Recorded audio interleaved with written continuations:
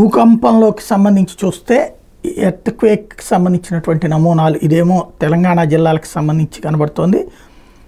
ములుగు దగ్గర జరిగినటువంటి దానికి సంబంధించిన రెక్టర్ స్కేల్ మీద కౌంట్తో చూసుకుంటే ఇది ఒక ఎత్తు అయితే టోటల్గా మనకి మహారాష్ట్రలోని గచ్చిరోలితో సహా వివిధ ప్రాంతాల్లో భూకంపం చోటు చేసుకుందన్నటువంటిది లెక్క కనబడుతోంది. ఒక్కసారిగా వివిధ ప్రాంతాల్లో ఏదైతే మనకి బెజవాడ గుంటూరు ప్రాంతాలలో కూడా భూకంపం చోటు చేసుకుంది. విజయవాడలో పలు సెకండ్ల పాటు భూమి కంపించింది. జగ్గైపేట పరిసర గ్రామాల్లో సైతం కూడా భూమి కంపించింది. ఇళ్ళు అపార్ట్మెంట్ ఇచ్చి అర్జెంటుగా జనం బయటకు పరుగులు తీసుకుంటూ వచ్చారు.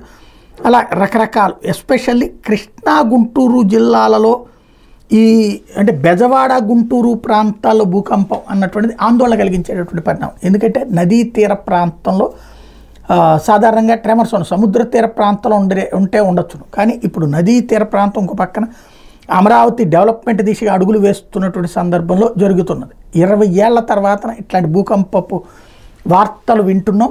టోటల్గా అసలు ఏం జరిగింది, ఇది మనది ఒక్క ప్రాంతం కాదు, మిగతా ప్రాంతాల్లో రావడం సహజం. కానీ ఈ ప్రాంతాలలో భూమి కంపించడం అంటే భూమి అడుగునున్నటువంటి పొరలలో వచ్చేటటువంటి కదలికల కారణంగా ఈ తేడా వస్తుంది. ఏం తేడా వచ్చింది అన్నటువంటిది ఇప్పుడు ప్రభుత్వం కూడా ఆ సంబంధిత నిపుణులతో చర్చించడం అవసరం.